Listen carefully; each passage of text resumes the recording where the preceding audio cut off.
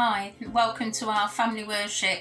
It's great that you were able to join us again this morning, and I hope you've had a really good week in spite of all the horrible weather that we've had. I hope the week's gone really well for you at school and whatever you've been doing.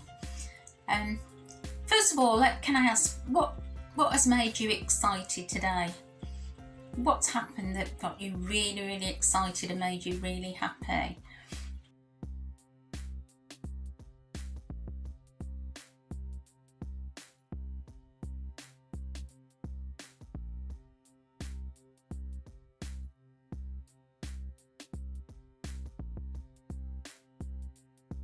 Well, I've just had a delivery of a book delivered by the postman that I've been waiting to read, so that was really exciting. What about you? What's got you really excited today? And I wonder how you've got on during the week trying to find time just to hang out with Jesus. Sometimes when we have a really busy week, it's really hard to put space aside just to be with Jesus and just to be talking to him. But I hope you've managed to find time during your busy weeks. Maybe you could share with your family how you managed to connect with Jesus this week. There are lots of different ways we can do that. And one of those ways is just worshipping together, or worshiping just by yourself in the house, singing along with Christian music. So shall we do that now? Shall we just hang out with Jesus and just spend some time worshipping and praising him? Let's go.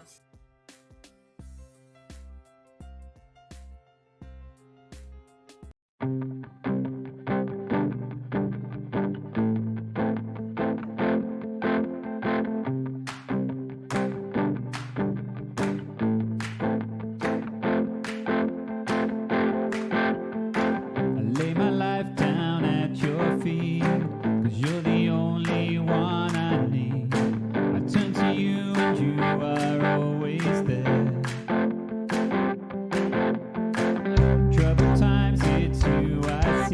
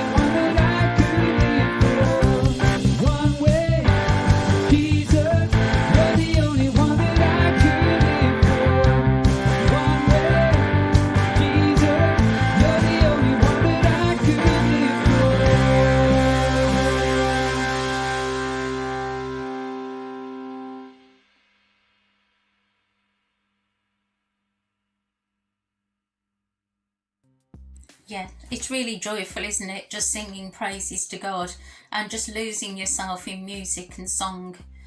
I really enjoy singing and I find it really, really relaxing and uplifting at the same time. So, what else have you been doing this week? What have been your highs and lows during the week? Perhaps you could share those with your family now. Think about the good things that have happened and then perhaps some of the other things that have not been so good and not made you so happy.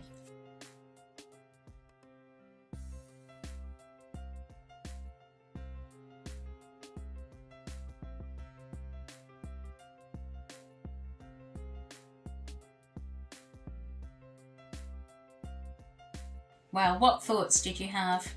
I think one of my highs this week has been able to share in a little tea party with my granddaughter because it's her birthday coming up soon, so we managed to have a little get together. That's something we haven't been able to do very much of over the last 12 months, so that was a really high time for me, a really good time being with family and sharing and talking together. What about you? And what about the lows of the week? Well, I think for me, probably the weather, because I've been so anxious to get out in my garden, because I think out in my garden is a place where I can really connect with God. I like the peace and quiet, and I like just to be able to go out there and forget about all the other things that I've got to do, but just concentrate on looking at the flowers growing and doing some of the jobs out there. And I find that really, really relaxing and a good time to spend with God. But of course the weather's been really against us this week, so the low has been just sitting here and watching the rain and the rain clouds and just feeling how cold it is and just not being able to get out there.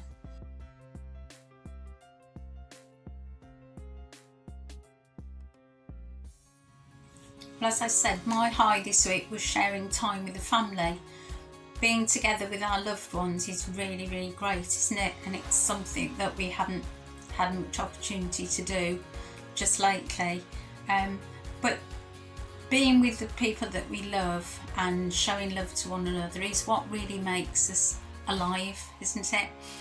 And this week the theme is all about loving one another and focusing on the words, love each other as I have loved you. These were the words that Jesus shared with his disciples, some of the last words that he spoke to them. So they're really, really important instructions to them and to all of us. So should we have a look at those words in our Bible reading today? And it's in John chapter 15 and reading verses 9 to 17. As the Father has loved me, so have I loved you. Now remain in my love. If you obey my commands, you will remain in my love, just as I have obeyed my Father's commands and remain in his love. I have told you this so that my joy may be in you and that your joy may be complete. My command is this: love each other as I have loved you. Greater love has no one than this, that he lay down his life for his friends. You are my friends, if you do what I command. I no longer call you servants, because a servant does not know his master's business. Instead, I have called you friends, for everything that I learned from my Father, I have made known to you. You did not choose me, but I chose you and appointed you to go and bear fruit, fruit that will last. Then the Father will give you whatever you ask in my name. This is my command: love each other. So, in this passage we hear Jesus tell his disciples to love others as I have loved you. This was one of the last instructions that he gave to his disciples, so it must have been a really, really important one. He knew that if they were to go out and to preach about Jesus and to enable people to understand who Jesus was, that they first had to have a connection with these people.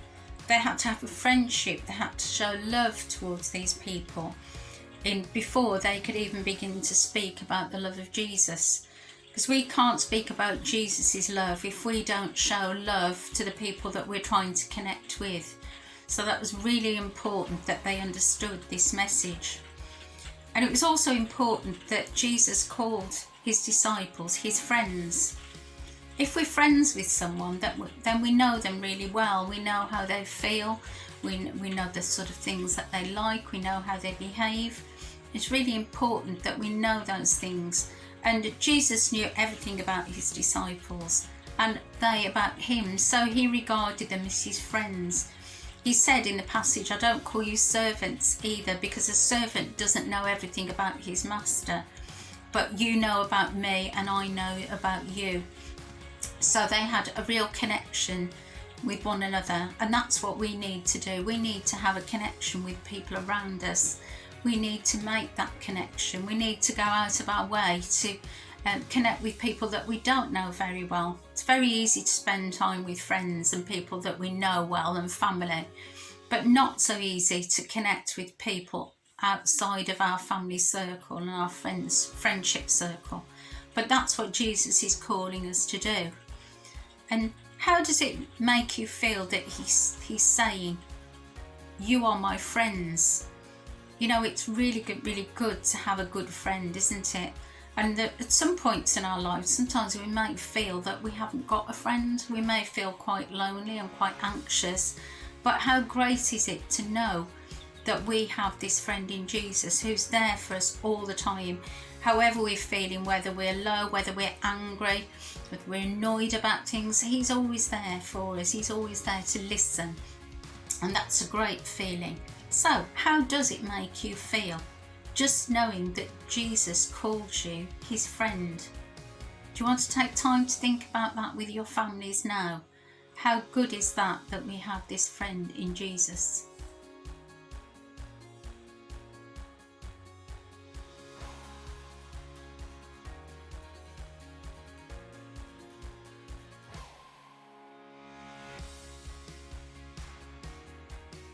Well, how did you get on with that?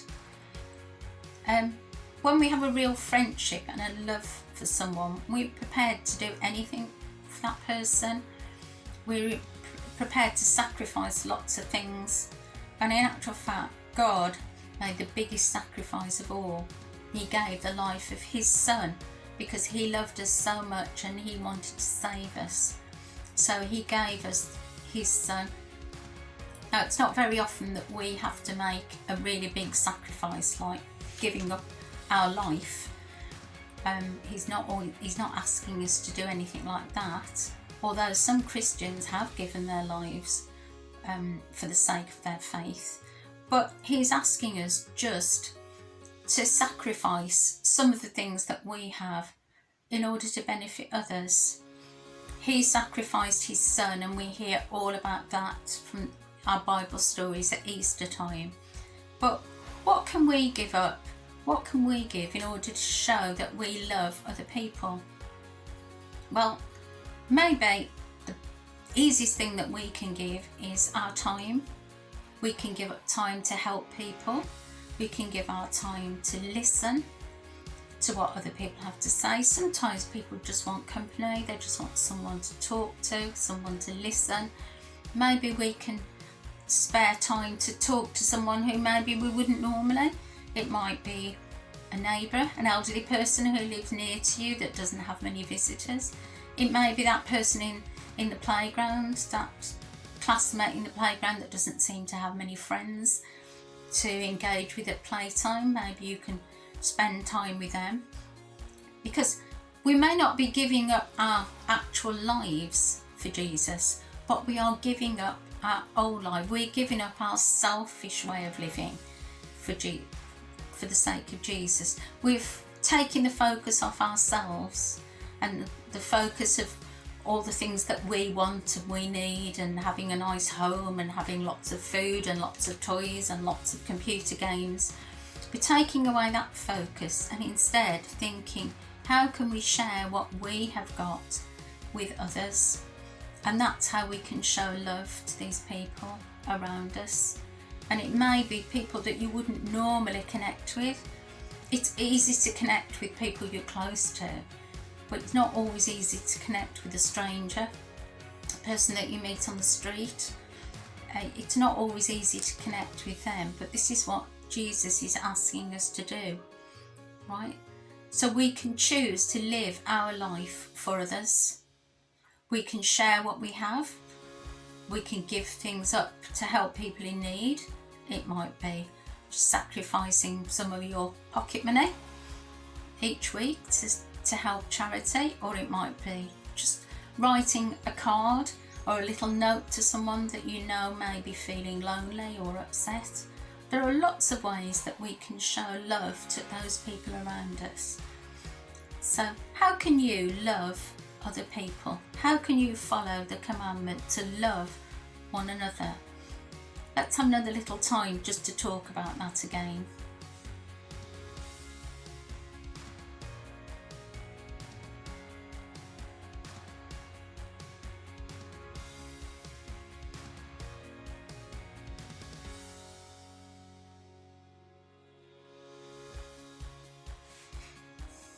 Well, hope you came up with some really good ideas. You know, it could be something as simple as sharing that last slice of cake, giving that last slice of cake to your brother or your sister instead of keeping it for yourself. It might be giving up some of your pocket money, as we said. You might be giving up your time to help people who are sad and lonely.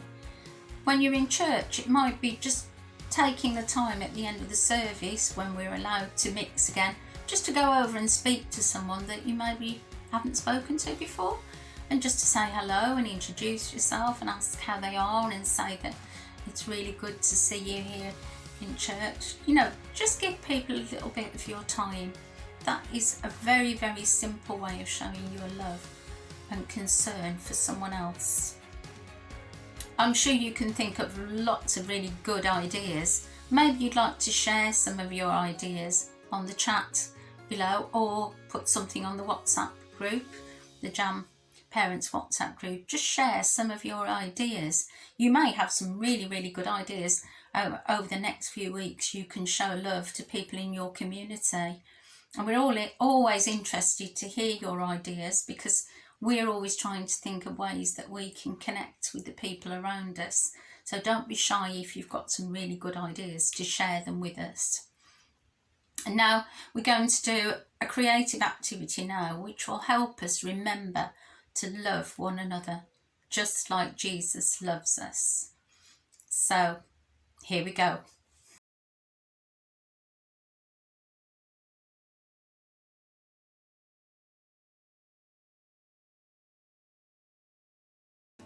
For this week's craft, you will need some card or paper, a ruler, a glue stick or some tape, a pen or a pencil, a pair of scissors, and some felt tips to decorate your accordion.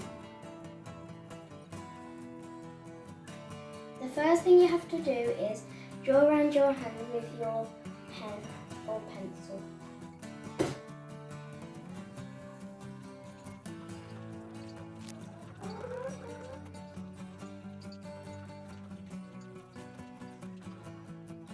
The next step is to cut out your hands. Make sure to ask a grown-up to help. Once you've done that, the next step is to write all the things that you can do to love people like Jesus. On mine I've wrote, be kind with your words and actions. Forgive people, don't hold grudges. Include everybody, don't leave anybody out. Give to people. Sharing, this could be food, money, unwanted toys or clothes. Pray for others. If someone needed help, we can ask God to help them. Help people. This could be doing somebody shopping or helping them with jobs. Help the sick. This could be maybe cooking for someone a meal, or giving them a get well card so they know you're thinking about them. Standing up for people. Standing up for those who are unfairly treated. build each other up, encourage each other so they feel valued. Be honest. Tell the truth to people. Don't gossip and say things that are untrue about others. The next step is to draw a long strip of card or paper slightly smaller than your hand.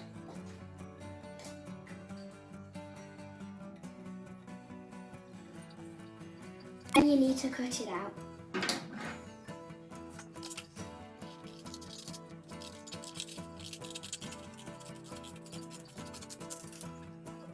Once you've done that, the next step is on the front to write "Jesus loves me."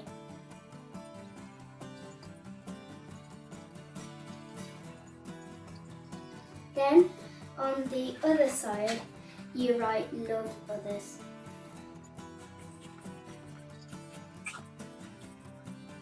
You can also decorate it however you want to.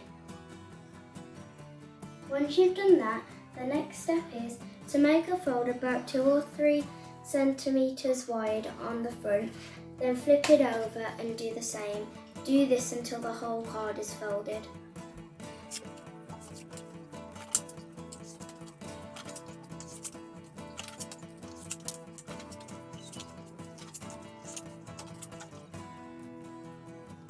The next step is to glue one side of the accordion to your hand.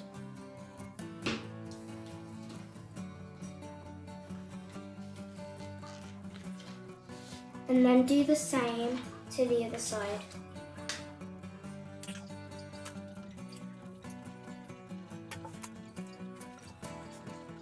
Once you have done that and the glue's all dry, when you open your accordion, one side will remind me that Jesus loves me, and the other side will remind me to love others.